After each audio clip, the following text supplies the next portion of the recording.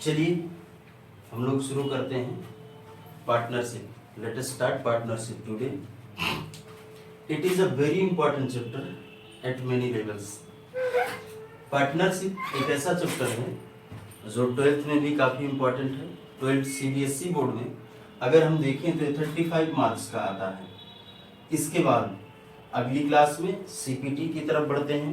CPT में हमने देखा है, CPT में भी कई नंबर ढेर सारे इससे आते हैं क्वेश्चन। वहाँ ये नहीं कहा जा सकता कन्फर्म रूप से कि कितने मार्क्स का आता है। इसके बाद हम IPC की बात करते हैं। IPC में भी मोस्टली 16 नंबर का सवाल इससे ग्रुप 1 में पूछा जाता है और इसके बाद ग्रुप 2 में जाकर के भी इससे 16 नंबर के सवाल पूछे जाते हैं। ये पॉसिबिलिटी है, CA में कोई गारंटी नहीं है कि कितने मार्क्स के सवाल पूछे जाएंगे। अगर मैं BCom की बात करूं तो BCom में भी पार्टनरशिप से क्वेश्चंस पूछे जाते हैं। तो हम कह सकते हैं partnership is a very important chapter. Let us start first definition of partnership. किसी भी चीज को पढ़ने से पहले हमको उसके बारे में जानना जरूरी होता है, उसका मतलब क्या होता है। अब हम यहाँ शुरू करते हैं। डिफिनीशन लिखा है एज पर सेक्शन 4।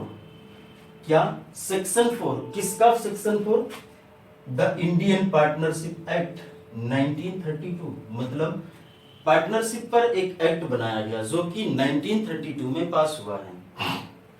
ये इसकी डिफिनीशन देता है। हम आते हैं डिफिनीशन स्टार्ट करते हैं। What is definition? डिफिनीशन का मतलब समझते हैं। लिखा है पार्टनरशिप इज द रिलेशन। मतलब क्या समझ में आया? पार्टनरशिप क्या है? ये एक रिलेशन है। Partnership is a relation. ये रिलेशन है, किसके बीच का रिलेशन है? जैसे पिता पुत्र दो लोग होते हैं तो उन लोगों के बीच का रिलेशन। लेकिन किसी को भी ये थोड़ा नहीं कहा जा सकता कि ये पिता हो गए, ये पुत्र हो गए, ऐसा तो कहा नहीं जा सकता है। तो फिर हम क्या ध्यान देंगे कि कौन व्यक्ति है? पार्टनरशिप की डिफिनीशन जो हमने पढ़ना शुरू किया, लिखा partnership is the relation. Relation तो है लेकिन किसके बीच का रिलेशन है? बिटवीन द पर्सन, पर्संस के बीच का रिलेशन है। अच्छा, वो कौन से पर्सन? चाहे जोन से पर्सन की बात करें पार्टनर बन जाएंगे? नहीं, ऐसी बात नहीं है। हु हैव एग्रीड, मतलब जो लोग एग्री हुए हैं, सहमत हुए हैं, जिन लोगों के बीच में कॉन्ट्रैक्ट बना हुआ है, सहमति दर्ज की है, एग्रीमेंट हुआ है, एक्सेप्टेंस हुई है। क्या हुआ है? हु हैव एग्रीड, किस बात के लिए एग्री हुए हैं? हम कह रहे हैं हु हैव एग्रीड, किस बात के लिए एग्री हुए हैं? एग्री हुए हैं। तीसरी बात, share the profit. Share the profit, किसके प्रॉफिट की बात कर रहे हैं? Share the profit. चाहे जोन सा प्रॉफिट है, चाहे जहां से प्रॉफिट के शेयर की बात करें। जैसे सपोज करिए हमने एक बिल्डिंग खरीदा दो लोगों ने मिलकर के और फर्दर हम उसको आफ्टर 2 इयर्स हम सेल कर देते हैं। क्या ये पार्टनरशिप है? तो क्वेश्चन राइज होता है, लिखा है to share the profit of the business. Business के प्रॉफिट को बांटने के लिए इकट्ठा हुए हैं। मींस यहां पर हम कोई भी प्रॉफिट शेयर करें तो पार्टनरशिप नहीं कही जा सकती। पार्टनरशिप तभी हो सकती है when profit is distributed by the agreed persons, by the person who have agreed to share the profit. कौन सा profit? Share the profit of business. ये भी important. To share relation, agreement, share the profit of business. आगे बढ़ते हैं। Carried on, क्या बात है? कैरीड ऑन, जो चलाया जाता है। किसके द्वारा चलाया जाता है? कैरीड ऑन बाय ऑल और एनी ऑफ देम। या तो वो सभी के द्वारा चलाया जाता है, मतलब सभी लोग उसमें एक्टिवली इंगेज होते हैं, या कोई भी व्यक्ति उसको चलाता है बट एक्टिंग फॉर ऑल। मतलब कोई एक व्यक्ति अगर उस बिजनेस में काम करता है तो वो सभी व्यक्तियों के लिए काम करता है, एक्टिंग फॉर ऑल। या तो सभी लोग चलाते हैं। इन्हीं बातों से इससे बात ये निकल करके आती है कैरीड ऑन बाय ऑल और any of them, acting for all. इन लाइनों से मतलब समझ में आता है कि एक पार्टनर जो होता है दूसरे पार्टनर का प्रिंसिपल भी होता है और एजेंट भी होता है। तो यहां पर हम कहेंगे पार्टनर्स ये एक दूसरे के प्रिंसिपल भी हैं और एजेंट भी हैं। ये दोनों बातें ध्यान देंगे, ठीक है। अब हमने बात किया रिलेशन है। कैसा रिलेशन है? फिर से हम रिपीट करते हैं। Partnership is the relation, partnership एक रिलेशन है, किसके बीच का? पर्सन्स के बीच का। कौन से पर्सन्स? हु हैव एग्रीड, जो एग्रीड होते हैं, सहमत होते हैं। किस बात के लिए? Share the profit of the business, business के प्रॉफिट को शेयर करने के लिए इकट्ठा हुए हैं। कौन सा बिजनेस? जो कैरिड ऑन, जो चलाया जाता है, किसके द्वारा? सभी के द्वारा या उसमें से कुछ लोगों के द्वारा। ये बात है हमारी पार्टनरशिप की डिफिनीशन की। अब हम यहां से कुछ बातें देखेंगे। यहां लिखा है वर्ड पर्सन्स। पर्सन्स की जब हम बात देखते हैं, पर्सन्स का मतलब हुआ, क्या हुआ? प्लूरल नंबर में लिखा है, बहुवचन में लिखा हुआ है। Plural number means minimum number of member कितने होने चाहिए? मिनिमम संख्या इसकी 2 होनी चाहिए। हम अपने आप से कोई संबंध नहीं बना सकते हैं, कम से कम 2 लोगों का होना उसमें जरूरी होता है।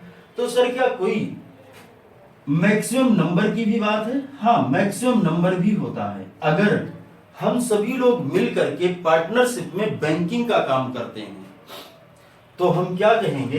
बैंकिंग का काम अगर पार्टनरशिप में होता है तो हम कहेंगे कि मैक्सिमम 10 लोग हो सकते हैं। और अगर हम कोई अदर बिजनेस करते हैं उस क्षेत्र में हमारे पास मैक्सिमम नंबर ऑफ पार्टनर 20 हो सकते हैं। ये तो रही हमारी मिनिमम और मैक्सिमम की बात। अब हम बात करते हैं हु हैव एग्रीड। इनका जो एग्रीमेंट हुआ है, एग्रीमेंट कैसा होना चाहिए? ये ओरल भी हो सकता है और रिटन भी हो सकता है। या तो वो ओरल कर लें या रिटन कर लेते हैं। अगर ओरल करते हैं तो वहां पर एक ड्रॉबैक होता है। ड्रॉबैक क्या है?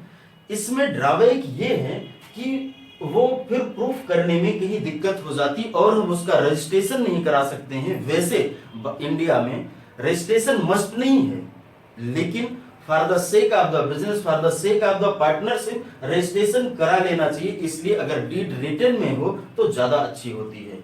आगे बढ़ते हैं। Share the profit of the business. अब हम लोग कह रहे हैं प्रॉफिट के बिजनेस को शेयर करेंगे, बांटेंगे। शेयर का मतलब हुआ हिस्से करना, उसके टुकड़े करना, बांटना।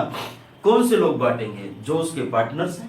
ठीक है, पार्टनर्स बांट रहे हैं। Share the profit of business, business का प्रॉफिट बट रहा, किस रेशियो में बटेगा? एक्ट कहता है जो शेयर होगा वो इक्वल होता है, इक्वल रेशियो होता है शेयर का। अच्छा, तो इसके बाद वो लोग आते हैं, बिजनेस शुरू होता है। जब बिजनेस शुरू होता है तो जैसे मान लीजिए 1 2 ए रहा और बी रहा, 2 पार्टनर हैं। ए ने लगाया 2 लाख रुपए, बी ने लगाया है इस बिजनेस में 3 लाख रुपए।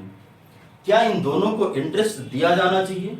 एक क्वेश्चन ये भी राइज होता है, क्या इन दोनों को इंटरेस्ट दिया जाना चाहिए? एक्ट कहता है इंटरेस्ट की जरूरत नहीं है, एक्ट इंटरेस्ट देने की बात नहीं करता है। लेकिन हाँ, जैसे हमने यहां पर शेयर प्रॉफिट की बात करी, एक्ट कहता है इक्वल होना चाहिए।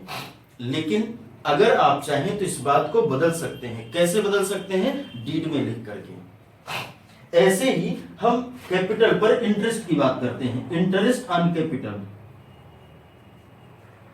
इंटरेस्ट ऑन कैपिटल, कैपिटल पर इंटरेस्ट की बात करते हैं। एक्ट में कैपिटल पर इंटरेस्ट की कोई व्यवस्था नहीं है, लेकिन अगर हम चाहें तो डीड में लिख सकते हैं कि हम इंटरेस्ट इतने % से देंगे। ड्राइंग पर इंटरेस्ट की बात है, interest on drawing, interest on drawing. अगर मैं ड्राइंग पर इंटरेस्ट की बात करूं, एक्ट यहां भी कहता है ड्राइंग पर इंटरेस्ट की जरूरत नहीं है, लेकिन अगर आप चाहें तो डीड में मेंशन कर सकते हैं। लेकिन सपोज करिए कि आपने पार्टनर से लोन लिया है, आपने पढ़ा होगा लोन बाय द पार्टनर। अगर आपने पार्टनर से लोन लिया है, इसका क्या मतलब हुआ? पार्टनर से लोन लिया मतलब उसने जो पैसे लगाए हैं उसके अलावा कुछ पैसे दिए हैं। He is playing the role of money lender. और अगर मनी लेंडर का काम करता है तो एक्ट इसमें कहता है कि ठीक है, इन्हें हमें इंटरेस्ट देना चाहिए। कितना? 6% इंटरेस्ट देना चाहिए। आप ज्यादा देना चाहते हैं तो डीड में लिख लीजिए, कम देना चाहते हैं तो डीड में लिख लीजिए, नहीं तो कोई बात नहीं है। आपको 6% देना है तो 6% दे दीजिए, वहां पर कोई ऐसी बात नहीं है। आपको अगर देना है तो ठीक है, नहीं अगर आपको 6% देना है तो डीड में लिखने की जरूरत नहीं, उससे ऊपर या उससे कम लिखना है तो आपको डीड में मेंशन करना पड़ेगा। रही बात सैलरी की बात, क्या मैं पार्टनर को सैलरी, रेम्यूनरेशन, कमीशन एटसेट्रा क्या मैं इनको दे एज पर एक्ट देना है? एक्ट में इसका कोई प्रोविजन नहीं कि आपको देना है, वहां पर भी वो कुछ नहीं कहता है, लेकिन अगर आपको देना है तो डीड में आप लिख सकते हैं। एक क्वेश्चन है, फ्रीक्वेंटली आस्क्ड क्वेश्चन है, बहुत से लोग ये सवाल पूछते हैं कि सर एक व्यक्ति है, एक पार्टनर है, वो रोज बैठता है ऑफिस में और दूसरा पार्टनर हो कभी नहीं बैठता, तो लॉजिक तो ये कहता है कि लॉजिक क्या कहता है, जो व्यक्ति रोज बैठ रहा है उस व्यक्ति को सैलरी मिलनी चाहिए। लेकिन डियर ध्यान दीजिएगा, पार्टनरशिप होते समय ये ध्यान दिया जाता, हो सकता है कि किसी व्यक्ति का नाम बहुत हो और कोई व्यक्ति काम कर रहा हो, तो जिसका नाम है उसकी गुडविल चलेगी और जिसका काम है उसकी मेहनत चलती है। तो यहाँ पर लॉजिकली भी ऐसा नहीं दिखता है कि उसको जरूर देना चाहिए। हाँ, अगर दोनों उस स्थिति में है तो उसको डीड में लिख लेना चाहिए। इसीलिए एक्ट कहता है कि यहाँ पर सैलरी देने की जरूरत नहीं है, जो भी पार्टनर है अपना बेस्ट करेंगे। तो एक व्यक्ति है जो शरीर से काम कर सकता है, दूसरा व्यक्ति है जो कैसे काम कर सकता है, वो उसकी गुडविल है, मार्केट में पैसे लगा सकता है। एक व्यक्ति ने पैसे लगा दिया, दूसरे ने काम किया, इसलिए ये भी लॉजिक बनता है कि इंटरेस्ट कैपिटल पर नहीं देना चाहिए। अब सवाल ये पैदा होता है, हम ये कैसे समझेंगे कि डीड साइलेंट है या डीड बोल रही है? क्वेश्चन ये राइज होता है। आपने पढ़ा होगा कि जब डीड साइलेंट होती है तो हम क्या करते हैं, आपने पढ़ा है deed is silent, when deed is silent, जब डीड आपकी साइलेंट होती है तो क्या देते हैं, ऐसा आपने पढ़ा था। किस क्लास में पढ़ा था? 12th में। 12th क्लास में हम ऐसा पढ़ते हैं, क्या पढ़ते हैं, व्हेन डीड इज साइलेंट, तो हमने उसमें क्या पढ़ा, यहां हमने उन बातों को लिख दिया है। Interest on capital is not given, interest on drawing is not given, loan by partner पर जो इंटरेस्ट दिया जाता है वो कितना दिया जाएगा, 6% दिया जाएगा। सैलरी, रेम्यूनरेशन, कमीशन ये नहीं दिए जाते हैं, और जो हमारे शेयर होते हैं वो इक्वल होते हैं। पीएसआर जो होता है, प्रॉफिट शेयरिंग रेशियो होता है, वो इक्वल होना चाहिए। ऐसा हमने पढ़ा जब डीड साइलेंट होती है। इसका क्या मतलब हुआ? इसका मतलब ये होता है कोई भी चीज अगर डीड में मेंशन है मींस वहां पर उस चीज के लिए एक्ट अप्लाई नहीं होता है, और अगर डीड में कोई चीज मेंशन नहीं है तो वहां पर हम उन बातों को एक्ट से उठा लेते हैं। क्वेश्चन राइज होता, हम कैसे समझेंगे कि डीड साइलेंट है या डीड कुछ कह रही है? तो उसका जवाब ये है, जो भी आपके क्वेश्चन में लिखा हुआ है मींस वहां पर वो डीड से लिया गया सवाल होता है, वो डीड से लिया जाता है, मींस डीड इसके बारे में कह रही है कि ये ऐसा है। लेकिन अगर ऐसा दिखाई दे रहा है कि उस क्वेश्चन में नहीं लिखा गया, जैसे एक क्वेश्चन दिया गया ABCD 4 लोग हैं, उनका PSR नहीं दिया गया, मतलब आपको चारों को बराबर बराबर प्रॉफिट डिस्ट्रीब्यूट करना है। दूसरी बात आती है, एक बैलेंस शीट आपने देखी पार्टनरशिप की, वहां पर लिखा है loan by the partner, partner से आपने लोन ले रखा है, कितने का लोन लिया, 10,000 का। नीचे क्वेश्चन में मेंशन है कि 10% इसको इंटरेस्ट दे दो, इसका मतलब है डीड में मेंशन है। और अगर ऐसा कुछ नहीं लिखा है तो इसका क्या मतलब हुआ कि डीड में मेंशन नहीं है। ठीक है, अब हम ये अपना थ्योरी का टॉपिक एंड करते हैं और फिर मिलते हैं अगली क्लास में।